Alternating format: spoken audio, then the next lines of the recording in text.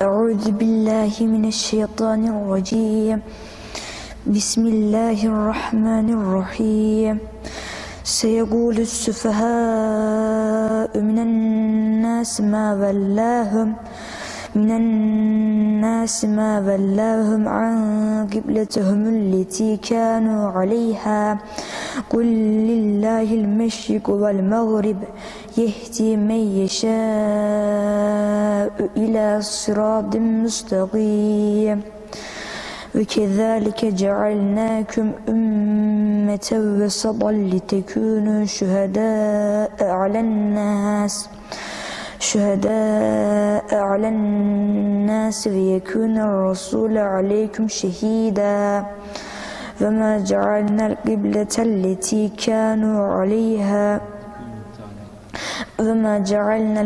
التي كنت عليها وإن كانت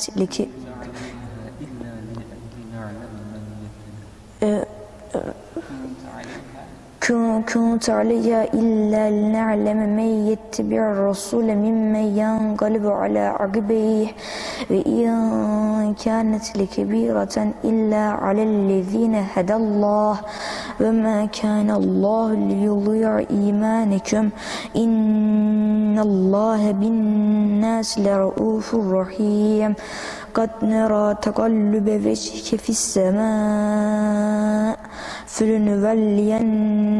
قبلة ترضاها فول وجهك شطر المسجد الحرام وحيث ما كنتم فولوا وجوهكم شطره وإن الذين أوتوا الكتاب ليعلمون أنه الحق من ربهم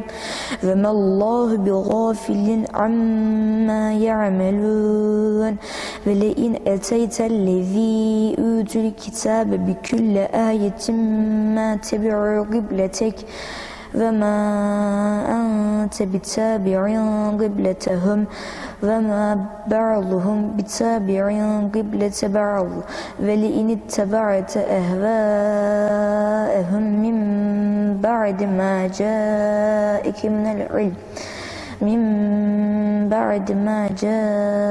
من العلم إنك إذا لمن الظالمين. الذين آتيناهم الكتاب يعرفونه كما يعرفون أبناءهم وإن فريقا منهم ليكتمون الحق وهم يعلمون. الحق من ربك فلا تكونن من الممترين. ولكل وجهة هو موليها فاستبقوا الخيرات أينما تكونوا يأتي بكم الله جميعا إن الله على كل شيء قدير. ومن حيث خرجت فول وجهك شطر المسجد الحرام وإنه للحق من ربك وما الله بغافل عما تعملون. ومن حيث خرجت فول وجهك شطر المسجد الحرام وحيث ما كنتم فولوا وجوهكم شطره لئلا يكون للناس عليكم حجة إلا الذين ظلموا منهم فلا تخشوهم واخشوني ولأتم نعمتي عليكم ولعلكم تهتدون. كما أرسلنا فيكم رسولا منكم يتلو عليكم آياتنا ويزكيكم ويعلمكم الكتاب والحكمة ويعلمكم ما لم تكونوا تعلمون. فاذكروني أذكركم واشكروا لي ولا تكفرون. يا أيها الذين آمنوا استعينوا بالصبر والصلاة إن الله مع الصابرين ولا تقولوا لمن يقتل في سبيل الله أموات بل أحياء ولكن لا تشعرون ولنبلونكم بشيء من الخوف والجوع ونقص من الأموال والأنفس والثمرات وبشر الصابرين الذين إذا أصابتهم مصيبة قالوا إنا لله وإنا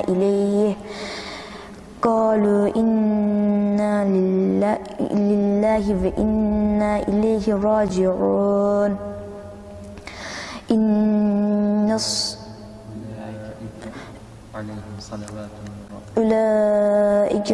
أولئك عليهم صلوات من ربهم ورحمة وأولئك هم المهتدون إن الصفا والمروة من شعائر الله فمن حج البيت أو اعتمر فلا جناح عليه أن يطوف بهما فمن تطوع خيرا فإن الله شاكر عليم إن الذين يكتمون ما أنزلنا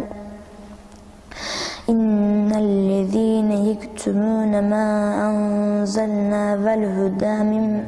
من البينات والهدى من بعد ما بيناه للناس في الكتاب أولئك يلعنهم الله ويلعنهم اللاعنون إلا الذين تابوا وأصلحوا وبينوا فأولئك أتوب عليهم وأنا التواب الرحيم إن الذين كفروا وماتوا وهم كفار أولئك عليهم لعنة الله والملائكة والناس أجمعين خالدين فيها لا يخفف عنهم العذاب ولا هم ينظرون وإلهكم إله واحد لا إله إلا هو الرحمن الرحيم وإذا قيل لهم اتبعوا ما إن في خلق السماوات والأرض واختلاف الليل والنهار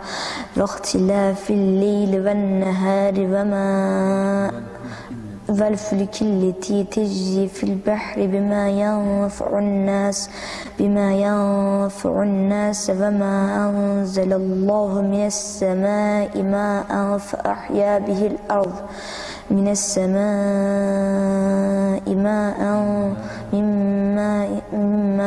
فأحيا به الأرض بعد موتها وبث فيها من كل دابة وتصريف الرياح بين السماء والسحاب المسخر بين السماء والأرض لآيات لقوم يعقلون ومن الناس من يتخذ من دون الله أندادا يحبونهم كحب الله والذين آمنوا أشد حبا لله ولو يرى الذين ظلموا إذ يرون العذاب أن القوة لله جميعا وأن الله شديد العذاب إذ تبرأ الذين اتبعوا من الذين اتبعوا ورأوا العذاب وتقطعت بهم الأسباب وقال الذين اتبعوا لو أن لنا كرة فنتبرأ منهم كما تبرأوا منا كذلك يريهم الله أعمالهم حسرات عليهم وما هم بخارجين من النار يا أيها الناس كلوا مما في الأرض حلالا طيبا ولا تتبعوا خطوات الشيطان إنه لكم عدو مبين إنما يأمركم بالسوء والفحشاء وأن تقولوا على الله ما لا تعلمون وإذا قيل لهم اتبعوا ما أنزل الله قالوا بل نتبع ما ألفينا عليه آباءنا أولو كان آباءهم لا يعقلون شيئا ولا يهتدون فمثل الذين كفروا كمثل الذي ينعق بما لا يسمع إلا دعاء ونداء صم بكم عمي فهم لا يعقلون يا أيها الذين آمنوا كلوا من طيبات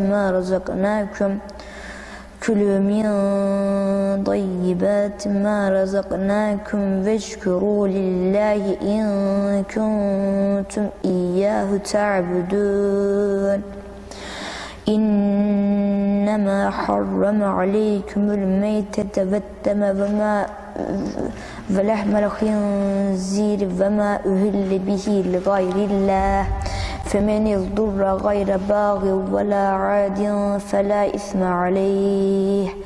إن الله غفور رحيم إن الذين يكتمون ما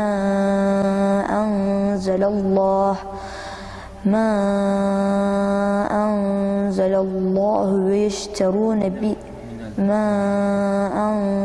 الله من الكتاب ويشترون به ثمنا قليلا أولئك ما يأكلون في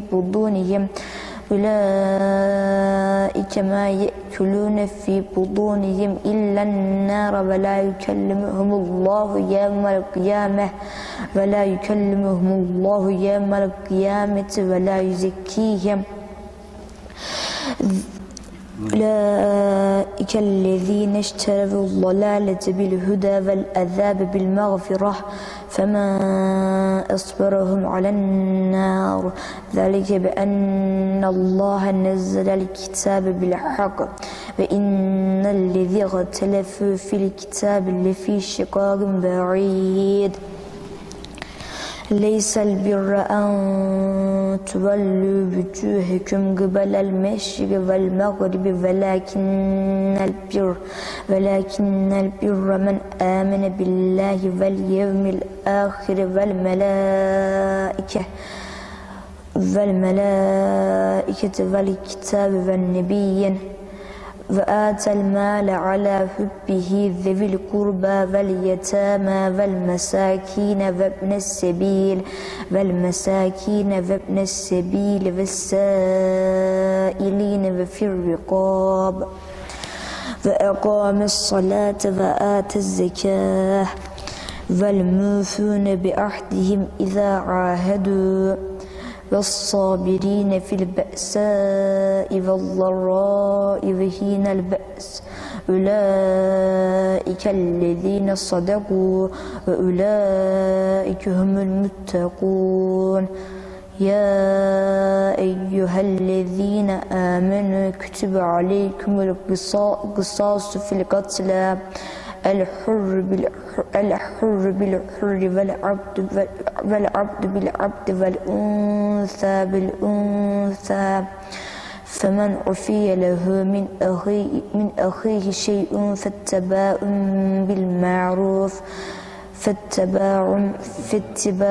بالمعروف وأداء إليه بإحسان ذلك تخفيف من ربكم ورحمة فمن اعتدى بعد ذلك فله عذاب أليم ولكم في القصاص حياة يا أولي الألباب لعلكم تتقون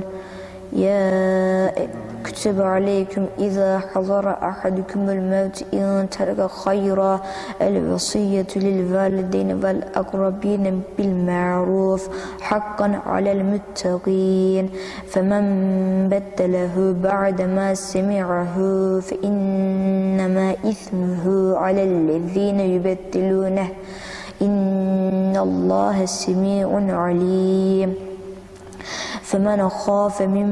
موص جنفا أو إثما فأصلح بينهم فلا إثم عليه إن الله غفور رحيم يا أيها الذين آمنوا كتب عليكم الصيام كما كتب على الذين من قبلكم لعلكم تتقون أياما معدودات فمن كان منكم مريضا أو على سفر فعدة من أيام أخر فمن تضوأ خيرا وعلى الذين يطيقونه فدية طعام مسكين فمن تضوأ خيرا فهو خير له وأن تصوموا خير لكم إن كنتم تعلمون شهر رمضان الذي أنزل فيه القرآن هدى للناس ببينات من الهدى والفرقان فمن شهد منكم الشهر فليصمه ومن كان مريضا أو على سفر فعدة من أيام أخر يريد الله بكم اليسر ولا يريد بكم العسر ولتكملوا العدة ولتكبروا الله على ما هداكم ولعلكم تشكرون وإذا سألك عبادي عني فإني قريب أجيب دعوة الداعي إذا دعاني فليستجيبوا لي وليؤمنوا بي لعلهم يرشدون أحل لكم ليلة الصيام الرفث إلى نسائكم هن لباس لكم وأنتم لباس لهن علم الله أنكم كنتم تختانون أنفسكم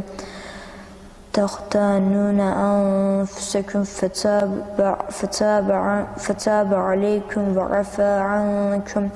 فالآن باشروهن وابتغوا ما كتب الله لكم وكلوا واشربوا حتى يتبين لكم الخيط الأبيض من الخيط الأسود من الفجر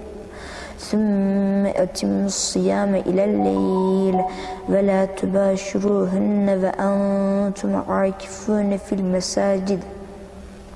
تلك حدود الله فلا تقربوها كذلك يبين الله لكم آياته للناس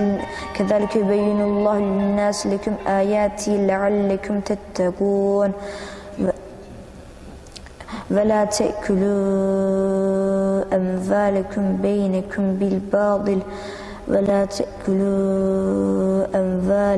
بينكم بالباطل وتتلوا بها إلى الحكام لتأكلوا فريقا من أموال الناس بالإثم وأنتم تعلمون يسألونك عن الأهلة قل هي مواقيت للناس والحج وليس البر بأن تأتوا البيوت من ظهورها ولكن البر من اتقى وأتوا البيوت من أبوابها واتقوا الله لعلكم تفلحون وقاتلوا في سبيل الله الذين يقاتلونكم ولا تعتدوا إن الله لا يحب المعتدين واقتلوهم حيث ثقفتموهم وأخرجوهم من حيث أخرجوكم والفتنة أشد من القتل ولا تقاتلوهم عند المسجد الحرام حتى يقاتلوكم فيه فإن قاتلوكم فاقتلوهم كذلك جزاء الكافرين فإن ينتهوا فإن الله غفور رحيم وقاتلوهم حتى لا تكون فتنة ويكون الدين لله فإن ينتهوا فلا عدوان إلا على الظالمين الشهر الحرام بالشهر الحرام والحرمات قصاص فمن اعتدى عليكم فاعتدوا عليه بمثل ما اعتدى عليكم فاتقوا الله واعلموا أن الله مع المتقين فأنفقوا في سبيل الله ولا تلقوا بأيديكم إلى التهلكة وأحسنوا إن الله يحب المحسنين وأتموا الحج والعمرة لله فإن أحصرتم فما استيسر من الهدي ولا تحلقوا رؤوسكم حتى يبلغ الهدي محله فمن كان منكم مريضا أو على سفر أو به أذى من رأسه ففدية من صيام أو صدقة أو نسك فإذا أمنتم فمن تمتع بالعمرة إلى الحج فسبعة إذا رجعتم فما استيسر من الهدي فمن لم يجد فصيام 3 أيام في الحج وسبعة إذا رجعتم تلك 10 كاملة ذلك لمن لم يكن أهله حاضر المسجد الحرام واتقوا الله واعلموا أن الله شديد العقاب الحج أشهر معلومات فمن فرض فيهن الحج فلا رفث ولا فسوق ولا جدال في الحج وما تفعلوا من خير يعلمه الله وتزودوا فإن خير ذات التقوى واتقون يا أولي الألباب ليس عليكم جناح أن تبتغوا فضلا من ربكم واذكروه كما هداكم فإذا أفضتم من عرفات فاذكروا الله عند المشعر الحرام واذكروه كما هداكم وإن كنتم من قبله لمن الضالين ثم أفيضوا من حيث أفاض الناس واستغفروا الله والله إن الله غفور رحيم فإذا قضيتم مناسككم فاذكروا الله كذكركم آباءكم أو أشد ذكرا فمن الناس من يقول ربنا آتنا في الدنيا وما له في الآخرة من خلاق ومنهم من يقول ربنا آتنا في الدنيا حسنة وفي الآخرة حسنة وقنا عذاب النار أولئك لهم نصيب مما كسبوا والله سريع الحساب وذكر الله في أيام معدودات فمن تعجل في يومين فلا إثم عليه ومن تأخر فلا إثم عليه لمن اتقى واتقوا الله واعلموا أنكم إليه تحشرون ومن الناس من يعجبك قوله في الحياة الدنيا ويشهد الله على ما في قلبه وهو ألد الخصام وإذا قيل له اتق الله وإذا تولى سعى في الأرض ليفسد فيها ويهلك الحرث والنسل والله لا يحب الفساد وإذا قيل له اتق الله أخذته العزة بالإثم فحسبه جهنم ولبئس المهاد ومن الناس من يشري نفسه ابتغاء مرضات الله والله رؤوف بالعباد يا أيها الذين آمنوا ادخلوا في السلم كافة ولا تتبعوا خطوات الشيطان إنه لكم عدو مبين فإن زللتم من بعد ما جاءتكم البينات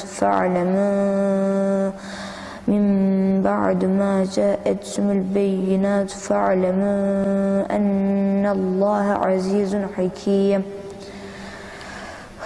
هل ينظرون إلا أن يأتيهم الله في ظلل من الغمام والملائكة وقضي الأمر وإلى الله ترجع الأمور سل بني إسرائيل كم آتيناهم من آية بينة ومن يبدل نعمة الله من بعد ما جاءته فإن الله شديد العقاب زين للذين كفروا الحياة الدنيا ويسخرون من الذين آمنوا والذين اتقوا فوقهم يوم القيامة والله يرزق من يشاء بغير حساب كان الناس أمة واحدة فبعث الله النبيين مبشرين ومنذرين وأنزل معهم الكتاب بالحق ليحكم بين الناس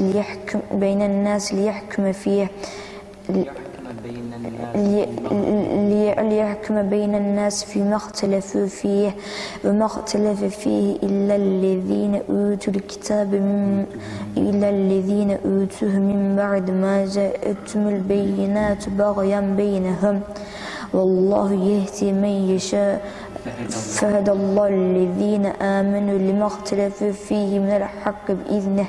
والله يهدي من يشاء إلى صراط مستقيم أم حسبتم أن تدخلوا الجنة ولما يأتكم مثل الذين خلوا من قبلكم مستهم البأساء والضراء وزلزلوا حتى يقول الرسول والذين آمنوا معه متى نصر الله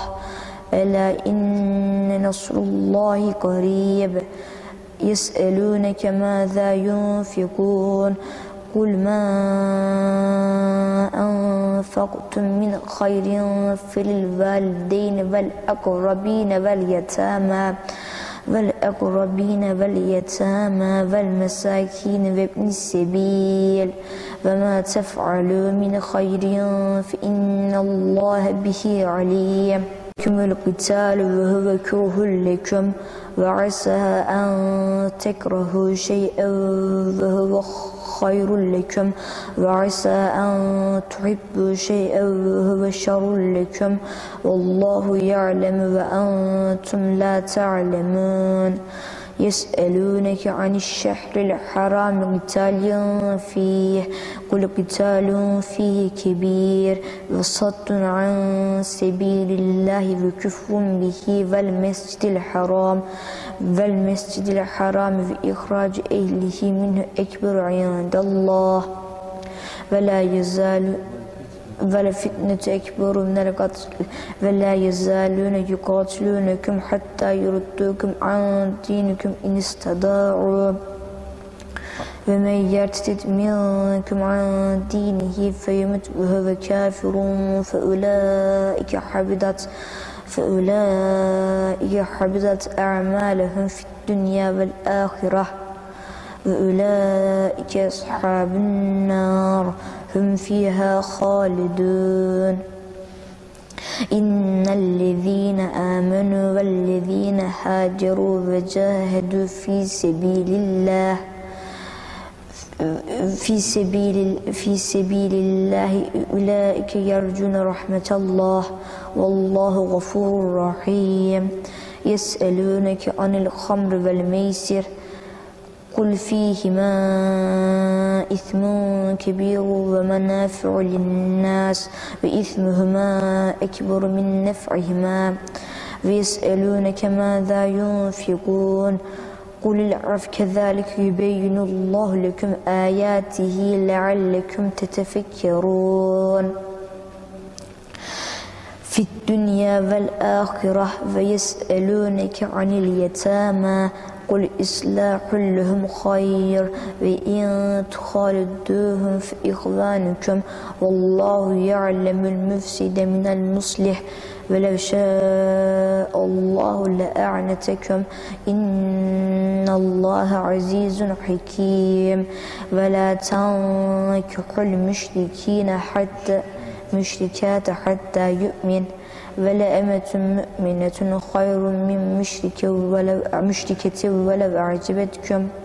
ولا تنكحوا المشركين حتى يؤمنوا ولعبد مؤمن خير من مشرك ولو أعجبكم أولئك يدعون إلى النار والله يدعو إلى الجنة والمغفرة بإذنه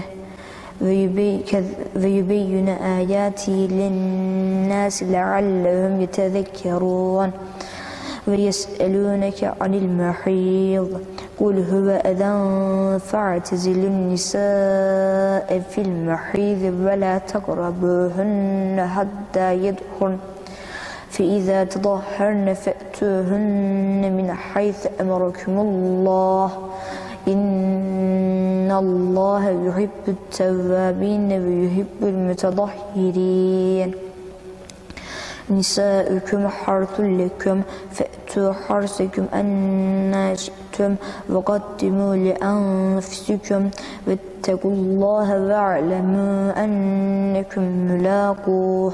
وبشر المؤمنين ولا تجعلوا الله أرضة لأيمانكم أن تبروا وتتقوا وتصلحوا بين الناس والله سميع عليم لا يؤاخذكم الله باللغو في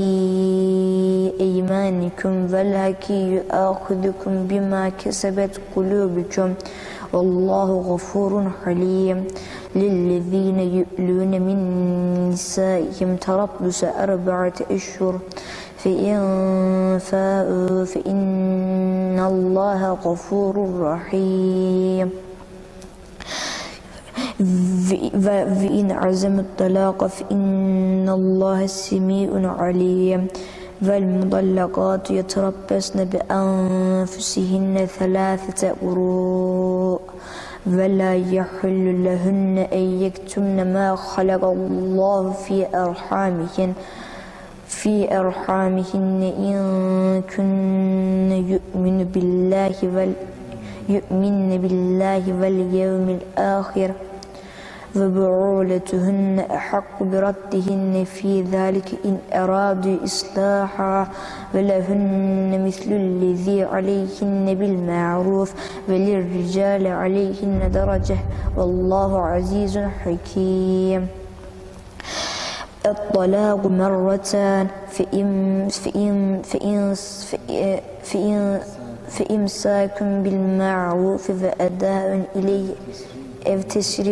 تسريح بين الناس أو تسريح بإحسان ولا يحل لكم أن تأخذوا مما آتيتموهن شيئا إلا أن يخافا إلا يقيما حدود الله تلك حدود الله فإن خفتم ألا يقيما حدود الله فلا جناح عليهما فيما افتدت به وتلك حدود الله فلا تقربوها فلا تعتدوها كذلك ومن يتعد حدود الله فأولئك هم الظالمون فإن طلقها فلا جناح عليه فلا تحل له من بعد حتى تنكح زوجا غيره فإن طلقها فلا جناح عليهما إن يتراجعا إن ظنا أن يقيما حدود الله وتلك حدود الله يبينها لقوم يعلمون وإذا طلقتم النساء فبلغن أجلهن فأمسكوهن بمعروف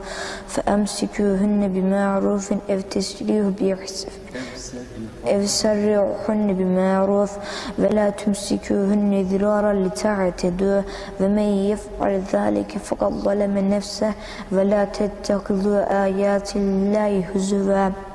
واذكروا نعمة الله عليكم وما أنزل عليكم من الكتاب والحكمة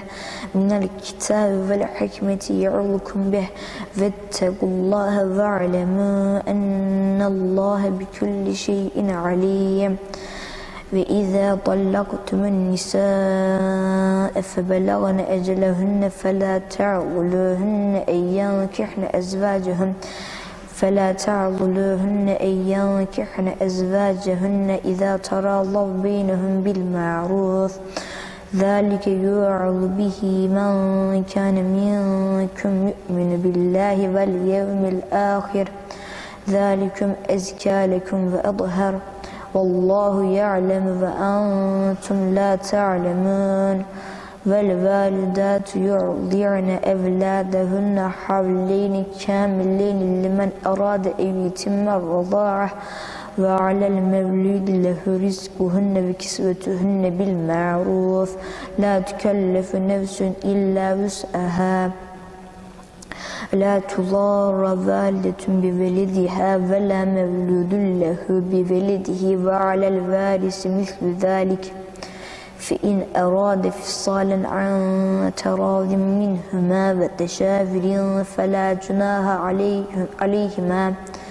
وإن أردتم أن تسترضعوا أولادكم فلا جناح عليكم إذا سلمتم ما آتيتم بالمعروف واتقوا الله واعلموا أن الله بما تعملون بصير والذين يتوفون منكم ويذرون أزواجا يتربصن بأنفسهن 4 أشهر وعشرا فإذا بلغن أجلهن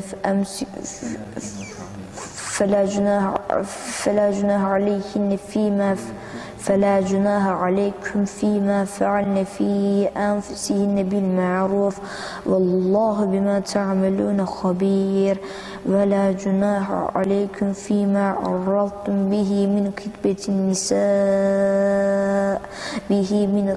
النساء أو أكننتم في أنفسكم علم الله أنكم ستذكرونهن ولكن لا تواعدوهن سرا إلا أن تقولوا قولا معروفا ولا تعزموا عقدة النكاح حتى يبلغ الكتاب أجله واعلموا أن الله يعلم ما في أنفسكم فاحذروه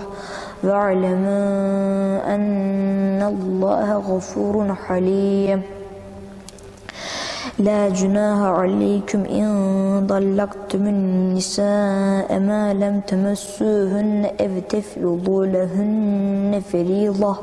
ومتعوهن على الموسع قدره وعلى المقتر قدره متاعا بالمعروف حقا على المحسنين وإن طلقتموهن من قبل أن تمسوهن وقد فرضتم لهن فريضة فنصف ما فرضتم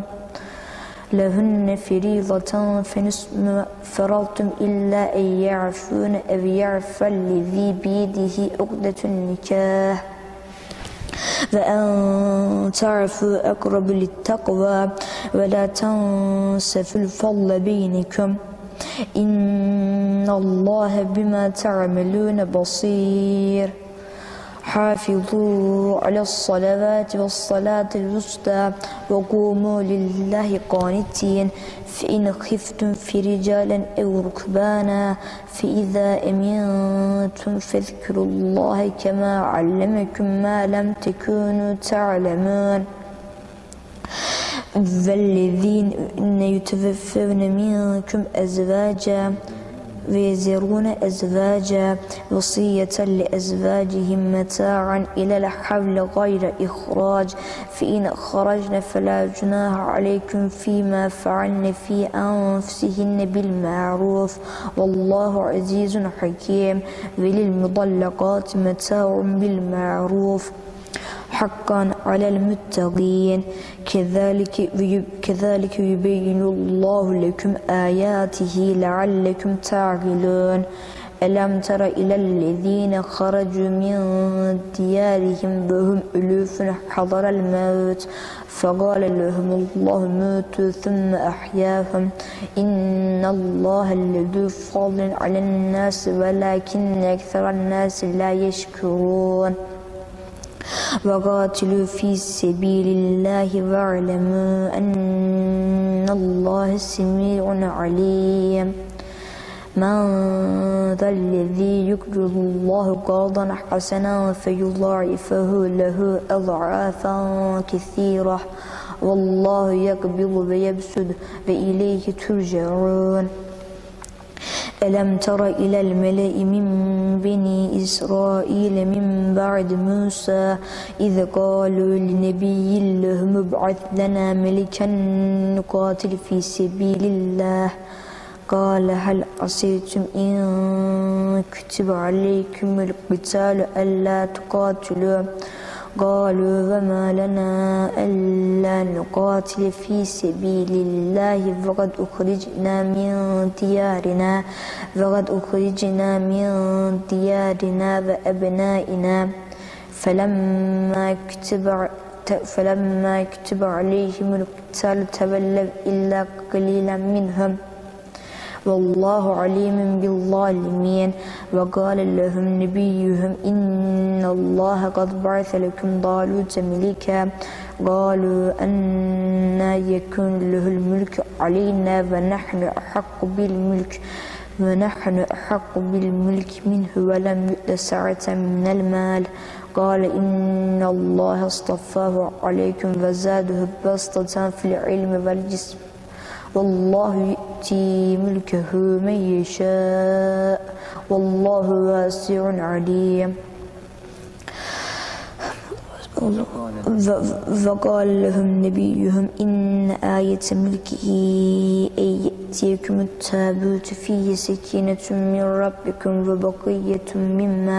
وبقية مما ترك آل موسى وآل هارون تحمله الملائكة إن في ذلك لآية لكم إن كنتم مؤمنين فلما فصل داود بالجنود قال إن الله مبتليكم بنهر فمن شرب منه فليس مني ومن لم يطعمه فإنه مني إلا من اغترف غرفة بيده فشربوا منه إلا قليلا منهم فلما جاوزه والذين آمنوا معه قالوا لا طاقة لنا اليوم بجالوت وجنوده قال الذين يظنون أنهم ملاقو الله كم من فئة قليلة قليلة غلبت فئة كثيرة بإذن الله والله مع الصابرين فلما برزوا لجالوت بجنوده قالوا ربنا افرغ علينا صبرا وثبت أقدامنا وانصرنا على القوم الكافرين فهزموهم بإذن الله وقتل داود جالوت وآتاه الله الملك وعلمه مما يشاء ولولا دفع الله الناس بعضهم ببعض لفسدت الأرض ولكن الله ذو فضل على العالمين تلك آيات الله نتلوها عليك بالحق وإنك لمن المرسلين صدق الله العظيم سبحان ربك رب العزة عما يصفون وسلام على المرسلين والحمد لله رب العالمين الفاتحة.